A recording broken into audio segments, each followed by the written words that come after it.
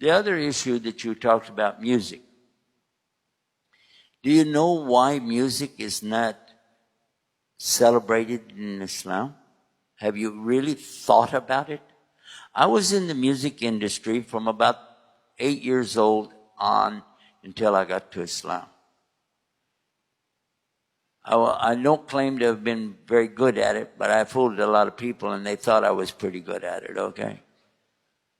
I sold a lot of guitars and pianos and organs over the many years. From the time organs were considered something only in the church until every single bar and nightclub thought they had to have one because of the sound effects and all the stuff that it did.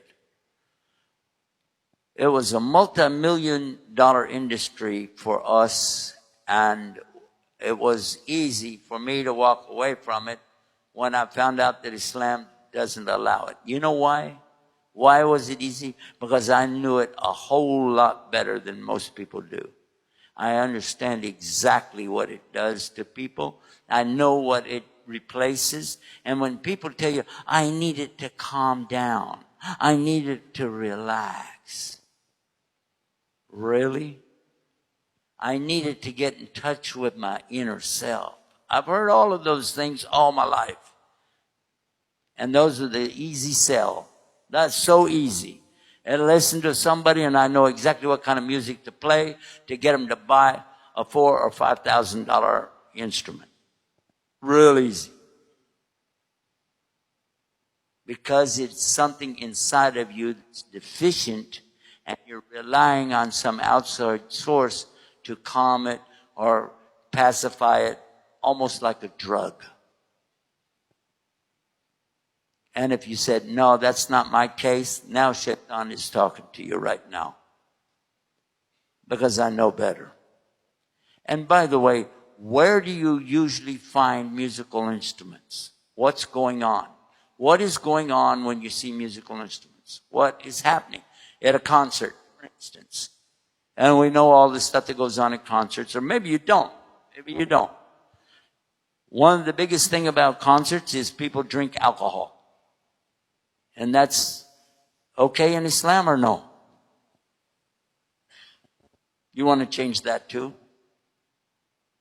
You want to compromise that? What about drugs? Do you know that in the 1950s, I wasn't even mature yet. In the 1950s, I was driving a car, but I didn't have a license, okay? But I knew all about drugs because of my contacts with the music industry.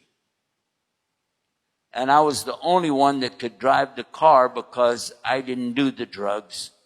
But in those days, even they knew to have a designated driver. Okay? So please don't come and try to tell me about the benefits of music, all right? We even did the thing where you put the music out there with the cows and they're supposed to give better milk. Chickens give bigger eggs, listening to music. Yeah, right. It makes a great story, though. It makes that's man-made science right there. What is the Muslim supposed to do? Let's flip the thing the other way and talk about this.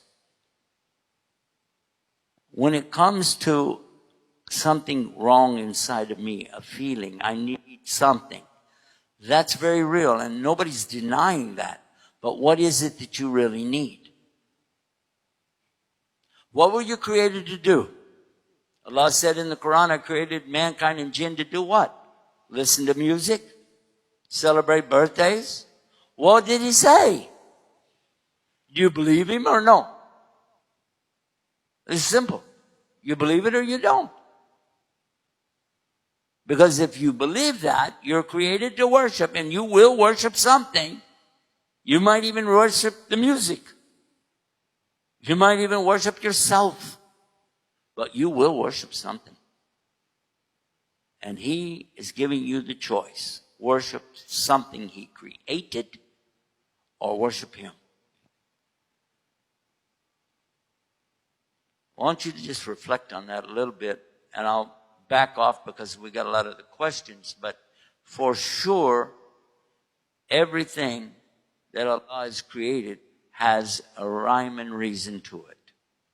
By the way, if you really want to know what's some great music for Muslims, listen to some of the great reciters. And you can get that from our websites. We have some of the very best recite Quran, by the way. You can choose the reciter who you want to recite that for you. And we have a selection, even with children, so you can hear the children reciting along with their teacher. Check it out. It has a very amazing effect. Before I hand you the microphone back, I just want to say something. In New York City, most all of the taxi drivers are Muslims. Over half. Most of them. And many of them like to play the Quran in the car. And they keep it down low, but sometimes when a passenger gets in the car, they'll say, "Oh, what's that song? I really like it."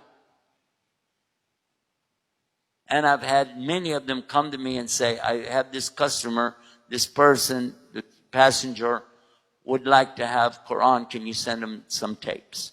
Can you send them a video or something?" And we used to do that. Now we just give them the link. They can go get it. They get it on their phone, the app, and they can do it right in the car. And they love it. And these are not even Muslims. So what are we doing? They understand that this is something that fulfills a part of what is the word I'm looking for? A deficiency in them, and the Quran is filling it. So I recommend the Quran for that, inshallah ta'ala. And by the way, if I hurt anybody's feelings, kind of, get over it. Everybody here is very cool today. So no problem. No feeling has been hurt.